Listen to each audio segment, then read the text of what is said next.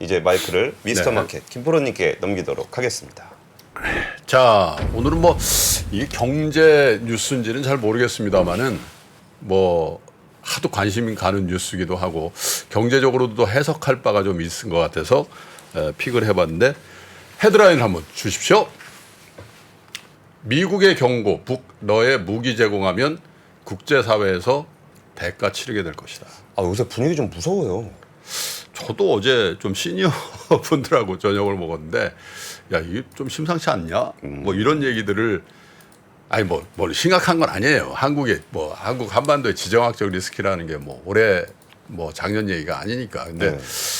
근데 러시아와 북한이 무기를 주고 받는다? 그것도 러시아에서 북한을 주는 게 아니라 북한이 러시아한테 주는 거잖아요, 이게. 그러니까요. 네? 그렇게 되면은 간접적으로 북한이 우크라이나 전쟁에 참전한다? 뭐 이렇게까지 볼 수 있는 거 아니겠어요? 사실상 그렇죠. 무기 제공이면. 예. 근데 러시아 푸틴 입장에서는 프리고진이 죽었잖아요. 예. 근데 프리고진이 뭐 일종의 정적일 수도 있고 반란군의 수계일 수도 있는데 사실 군사력의 상당 부분을 프리고진이 그 역할을 했던 건데 그 빈자리가 보이는 거고, 그죠? 그래서 지난번에 몇 달 됐나요? 한두 달 됐나요? 저 북한의 전승절 기념식에 러시아의 국방부 장관이 참석을 했잖아요. 그 참석을 두고도 여러 가지 설이 있었는데 그런데 어쨌든 그때 굉장히 극진히 김정은이 대접을 하고 또 그런 회담을 통해서 무기 수입에 대한 협상을 완료하고 아마 이런 상황이 진전이 됐을 것이다. 이렇게 이제 보는 거예요. 그리고 이제 뭐 외신들이 다 대체로 한 10일경 정도에 블라디보스톡에 가서 러시아의 푸틴을 만나지 않겠냐. 예. 뉴욕타임스가 미국 당국자의 인용을 전제로 해서 보도를 했어요. 10일에서 13일 정도 블라디보스토크 행을 할 것이다. 왜 비행기를 잘 안 타니까. 물론 이제 블라디보스토크까지 전용 열차를 타고 가서 그렇게 315인가요? 뭐 그걸 타고 모스크바로 갈 가능성도 배제를 못 하겠다고 합니다만은 그럴 가능성보다는 이제 블라디보스토크. 지난번에도 푸틴 대통령을 블라디보스토크에서 만났었거든요. 그래서 여기서 한번 다시 정상회담을 할 것이다라는 뉴욕 타임스의 보도도 있었어요. 그래서 이제 백악관에서 이제 반응을 한 거죠. 제이크 설리번 백악관 국가안보보좌관이 브리핑을 했는데 우리는 우크라이나 전쟁과 관련해서 북한의 대러시아 군사 지원에 관한 북러 간 논의가 활발히 진전되고 있는 것으로 지금 분석한다. 이게 이제 기정사실화한 한 거죠.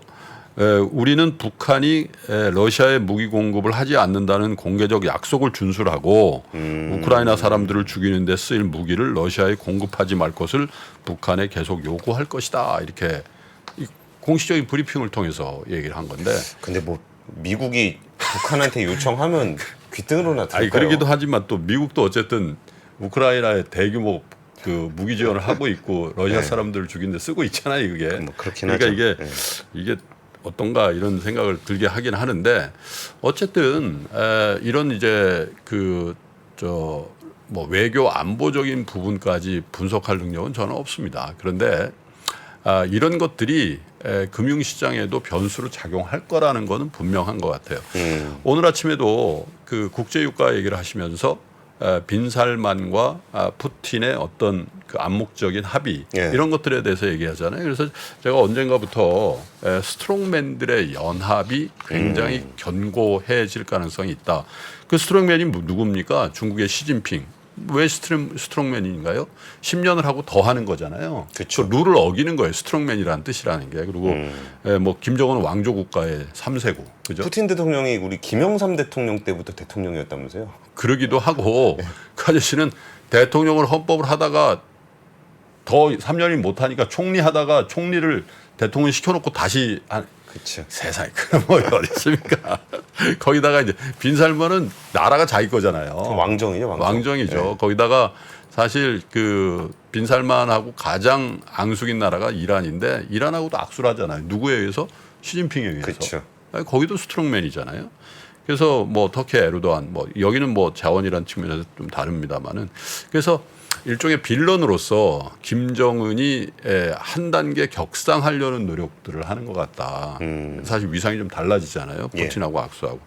근데 이런 것들이 한반도를 둘러싼 국제 정세를 이렇게 쭉 지켜보면 뭐 엄연한 사실이지만 긴장감이 고조되고 있는 건 사실이죠.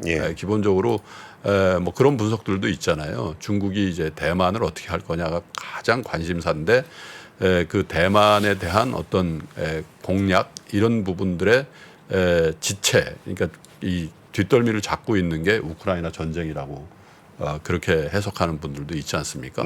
러시아가 거기에 묶여 있고 러시아가 든든한 뒷배가 되어줘야 되는데 푸틴이 종이 호랑이가 되면 시진핑이 굉장히 힘들어질 건데 거기에 김정은이 원군의 역할을 하고 있는 그 모양새가 그래서 이제 아마 시진핑이나 이런 그 스트롱맨들은 푸틴이 어떤 형태로든지 전승을 하면서 우크라이나 전쟁을 끝내기를 바랄 거예요. 빈살만도 바라고. 왜냐하면 그래야 자기네들이 짜놓은 견고한 스크럼이 더 강해지고 약한 모습이 안 보이고 그게 본인들의 국익에 도움이 될 거라는 그런 생각을 하는 거 아니겠어요? 근데 최근에 뭐 한반도에 미국의 핵 추진 잠수함이라든지 핵 전략 폭격기 같은 것이 전개가 됐잖아요. 그런 부분에 대해서 또 저 북한은 계속 무슨 위성을 뭐 발사체를 쏘아 올리고 하는데 계속 실패한단 말이에요.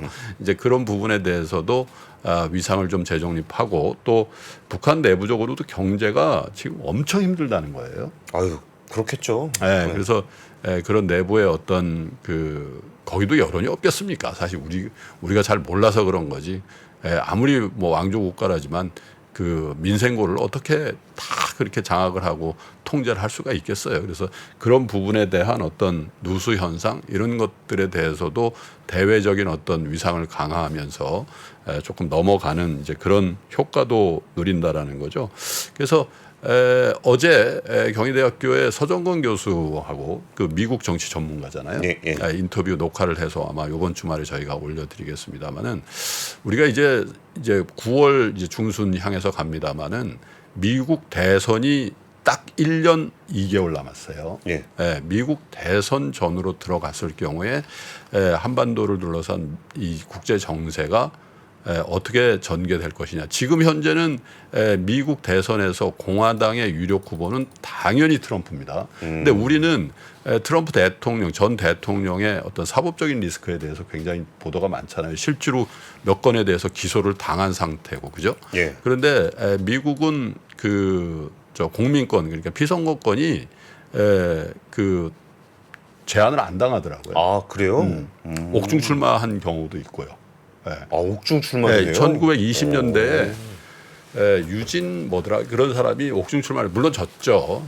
그런 경우도 있고 해서 트럼프 대통령의 출마 그것은 거의 기정사실로 받아들인다라는 그런 얘기들도 있고요. 그러니까 우리는 저런 사법적인 리스크가 있는데 뭐 나올 수 있겠어 이렇게 생각할 수 있지만 출마에 대해서는 거의 기정사실로 한다. 그러나 이제 트럼프 대통령이 본선에 나왔을 때 바이든 대통령과 경합을 했을 때 유불리냐에 대해서는 다소 다른 시각들이 있는 것 같아요. 왜냐하면 이제 서로 이제 노인들끼리 하는 게 차별성이 별로 없다, 신선미가 없다 이런 건데, 근데 어쨌든 트럼프 만약에 공화당 후보가 됐을 경우에 그 다음에는 어떻게 미중 관계가 결정이 되고 또 한반도에 지금까지 형성이 됐던 한미일 동맹이라든지 뭐 이런 형태의 어떤 외교안보 라인업 이런 것들에 대해서도 정말 그 가능성을 열어둔 상태에서 뭔가를 봐야 된다면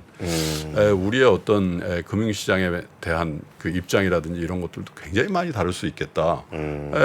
제가 볼 때는 만약에 트럼프가 대통령이 될 가능성이가 대통령이 된다면 지금까지 바이든 행정부에서 해온 거의 모든 정책은 다 박박 지워버릴 거야 아마.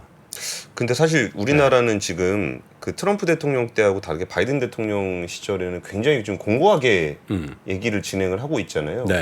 근데 만약에 다시 트럼프 대통령으로 바뀌면 그게 그래서 이제 트럼프 연간에 금융시장이 가장 힘들어했던 게 뭡니까? 불확실성이잖아요. 불확실성.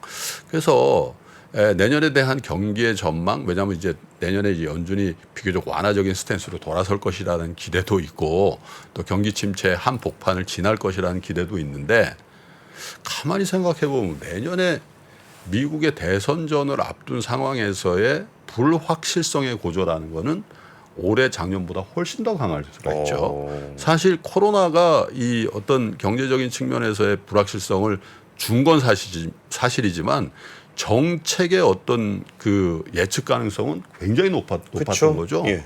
아니, 코로나라는 어떤 미중유의 어떤 전염병 사태를 이걸 덮어야 되고 치유해야 된다는 건 그냥 딱 보이는 선명함이거든요. 예. 근데 미국 대선이 만약에 경합 또 트럼프 후보가 만약에 결정이 되는 그런 상황이 연출이 되고 했을 때 어떤 일들이 벌어질까 생각해 보면 그건 정말 큰 불확실성이잖아요. 그 불확실성과 더불어서 아까도 말씀드린 반대쪽에 있는 스트롱맨들의 결합은 훨씬 견고해질 가능성이 있다. 시진핑, 푸틴, 빈살만 여기에 김정은까지. 그래서 국제 정세에 대한 이해는 이제 다른 전문가를 모셔서 얘기를 하겠습니다만은 어쨌든 이러한 뉴스들은 금융시장에는 매우 좋지 않은 영향을 줄 수도 있는 나쁜 뉴스다라는 것들은 명확한 것 같습니다. 근데 그냥 막 상상하는 건데, 그러니까 트럼프 대통령은 또 러시아하고 친한 걸로 네. 좀 알려져 있잖아요. 네.